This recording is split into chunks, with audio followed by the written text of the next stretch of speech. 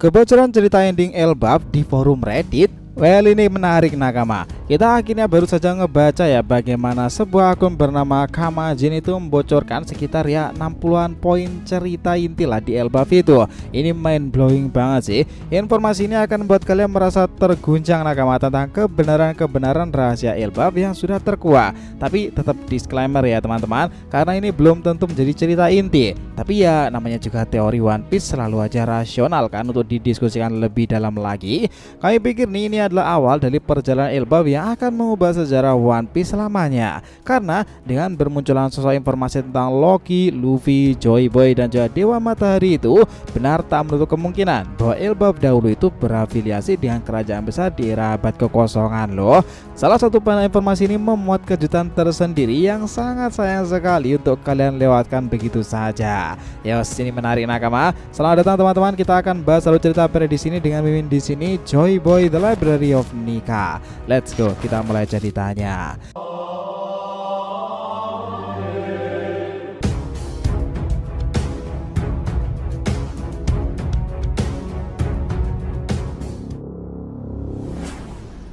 Namun sebelum langsung bahasan, jangan lupa untuk like video ini ya nakama.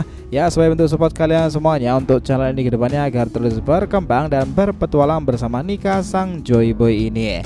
Nah, jika sudah, terima kasih banyak dan mari kita mulai petualangannya. Nah, dengarkan nih teman-teman, forum One Piece kembali dikejutkan dengan kemunculan bocoran tentang alur cerita Art Elbaf itu ya. Seorang pengguna anonim itu dengan nama Kamajin memang menjadi pusat perhatian setelah membagikan detail yang katanya berasal dari plot manga One Piece mendatang. Bocoran ini bukan yang pertama kali mengguncang komunitas penggemar loh, karena sebelumnya ada yang pernah mengungkapkan akhir cerita One Piece di forum yang sama. Namun kali ini fokusnya adalah Elbaf tuh, pulau raksasa yang menjadi bagian penting dalam perjalanan topi jerami kan. Nah, bagi kalian yang tidak suka dengan teori atau spekulasi liar macam bocoran kayak gini ya, mungkin ini saatnya teman untuk berhenti ngebaca dan mendengarkan sob. Tapi bagi kalian yang penasaran, yuk kita selesaikan lebih lanjut nih. Pada informasi kali ini, bocoran itu disebutkan memuat lebih dari 60 poin penting tentang Art Elbaf ya. Tapi tenang nakama, di tulisan ini kita akan ngebahas mungkin 20-an utama lah yang paling menarik di sini. Kalau kalian antusias, kita akan lanjutkan ke bagian berikutnya ya nanti ke depannya itu. Seperti biasa nakama, semua ini hanyalah spekulasi ya, jadi jangan terlalu serius. Namun begitu saja, teori ini juga akan rasional jika kalian dengarkan. Pertama-tama, bocoran itu menyebutkan bahwa Luffy akan menemukan kebenaran tentang Joy Boy serta legenda Nika di Elbaf.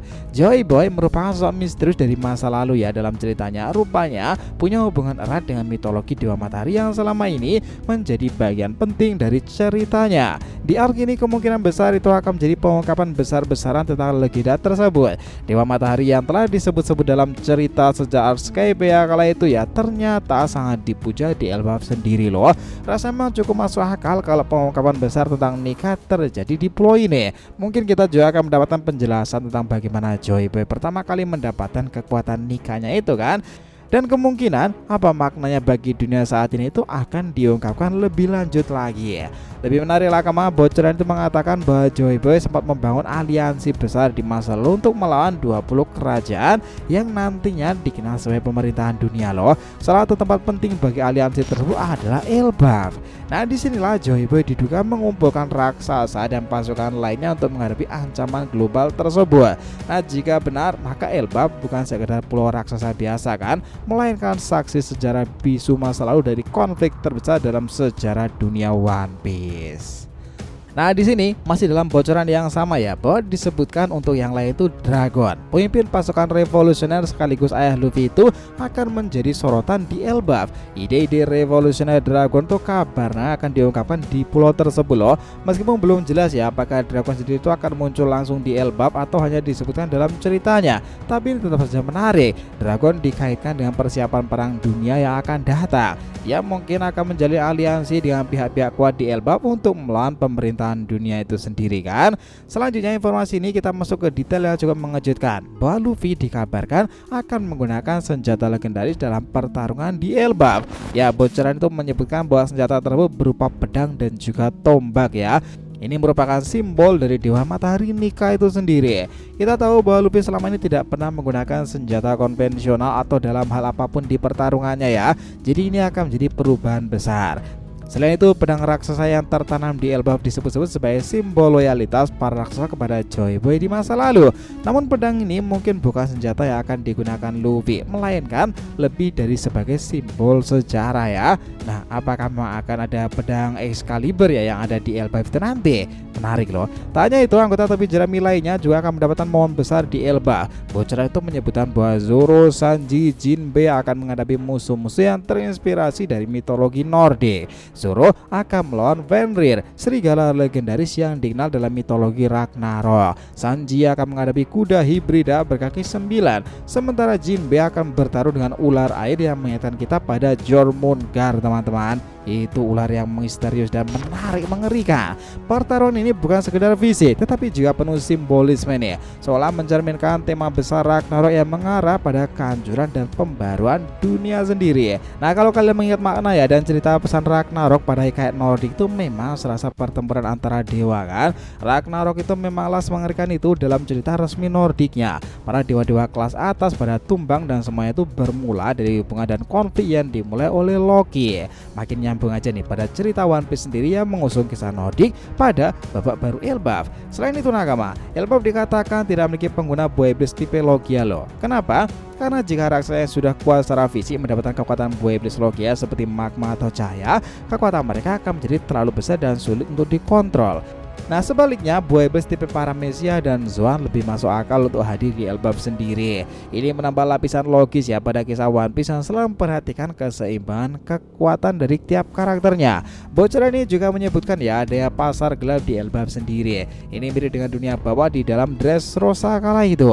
Pasar ini kabarnya terlibat dalam perdagangan kayu pohon Adam. Nah, ini makin seru lagi nih, karena itu merupakan bahan langka yang digunakan untuk membangun kapal legendaris seperti Noah, dan dunia ini menjadi salah satu elemen penting yang memperlihatkan sisi gelap dari Elbaf itu sendiri. Di luar gambaran ideal tentang pulau raksasa ya, dan jika pohon ada memang diperjualbelikan kayunya itu masuk akal. Kenapa Franky juga mendapatkannya dan mungkin itu kala itu juga didapatkan dari Elbaf kan? Yang menarik pula nakama, bahwa pemerintahan dunia itu kabarnya juga punya andil besar loh di Elbaf. Mereka disebut-sebutkan manipulasi pulau ini secara tidak langsung melalui hubungan komersial dan kampanye medis tersebut. Gak tahulah maksudnya itu seperti apa, tapi dijelaskan stabilitas Elbaf dianggap penting bagi pemerintahan dunia, sehingga mereka berusaha mempengaruhi para pemimpin di sana ya. Bahkan ada spekulasi pula bahwa Raja Elbaf sebelumnya, Raja Harald itu mungkin dibunuh oleh Loki sebagai bagian dari skenario yang melibatkan pemerintahan dunia sendiri loh. Nah, bukankah jika itu terjadi akan jadi plot twist tuh? Beralih ke tema pemerintahan agama, disebutkan bahwa akan ada 2 kesatria baru yang akan memimpin Elbaf setelah Loki dikalahkan. Salah satunya kemungkinan adalah Hajrudin yang sudah kita kenal sebagai karakter raksasa dari aliansi Luffy ya. Siapa kesatria keduanya? Nah, ini yang menjadi misteri ya. Tapi bisa jadi orang ini akan menjadi kunci penting dalam cerita selanjutnya. Lebih dalam lagi ya, bocoran itu mengungkapkan asal-usul dari Nami sendiri. Nami diduga memiliki koneksi dengan bangsa Viking loh, yang juga terkenal dengan kemampuan navigasi mereka. Bocoran ini bahkan mengisyaratkan bahwa Nami itu mungkin berasal dari garis keturunan bangsawan Viking itu sendiri. Ini menjelaskan keahliannya dalam bernavigasi itu ya nakama. Hubungan inilah Nami dengan Elbaf itu akan menjadi menarik dan elemen cerita yang juga akan epic yang memperdalam karakternya ke depan nanti. Selain Nami, cerita juga akan menggali lebih jauh tentang Nico Robin. Robin kabarnya akan menemukan penelitian penting di Ohara yang tersimpan di Elbaf sana. Saul yang ternyata masih hidup itu akan memberikan buku yang memuat informasi tentang senjata kuno dan juga poneglyph ya. Dan di sini Robin mungkin akan mendapatkan petunjuk tentang Uranus, senjata kuno yang hingga kini belum terungkapkan sama sekali. Tidak ketinggalan ya nakama, Jinbe juga akan mendapatkan momen-momen besar di Elbaf itu nanti. Dia disebutkan akan mempelajari teknik navigasi dari bangsa Viking untuk membantu kru topi jerami dalam perjalanan mereka ke dunia baru. Ini akan menjadi tambahan menarik bagi peran Jinbe sebagai pelaut ulung dalam kelompoknya ya kan. Apalagi dikatakan dia akan menghadapi Jormungandr tuh. Wah, itu bakalah menarik sekali sih. Sebagai penutup dalam cerita ini nih, bocoran itu menyebutkan bahwa Kuroiki akan mencoba mencuri buah iblis legendaris yang ada di Elbaf tuh. Taktik licik ini mungkin akan terjadi setelah kekalahan Loki dan menjelang akhir dalam arc ceritanya. Nah, selain itu intervensi pemerintahan dunia dan kaitannya dengan karakter misterius seperti pria dengan bekas luka bakar ini juga akan menjadi elemen yang akan memperkaya cerita di Elbaf itu nanti nakama. Wah, jika seperti itu ceritanya bakal mind blowing banget sih.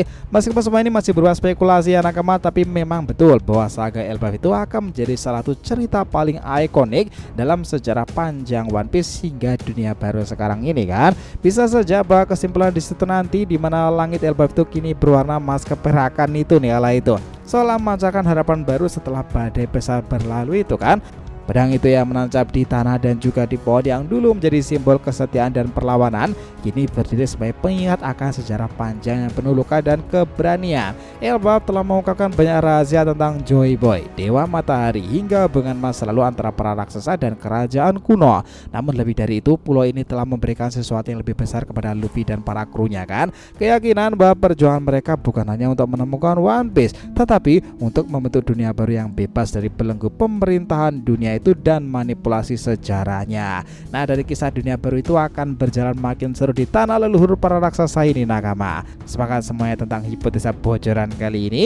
Menarik kan? Nantikan informasi dalam part selanjutnya jika kalian tertarik informasi lebih lanjut tentang art ini nakama. Jadi terima kasih banyak ya telah menonton cerita ini sampai akhir. Jika kalian punya pendapat langsung aja komentar di bawah nih dan kita akan usahakan respon, oke? Sampai jumpa di video selanjutnya nakama, dan Joy Boy Sang Mika telah kembali ke peradaban One Piece.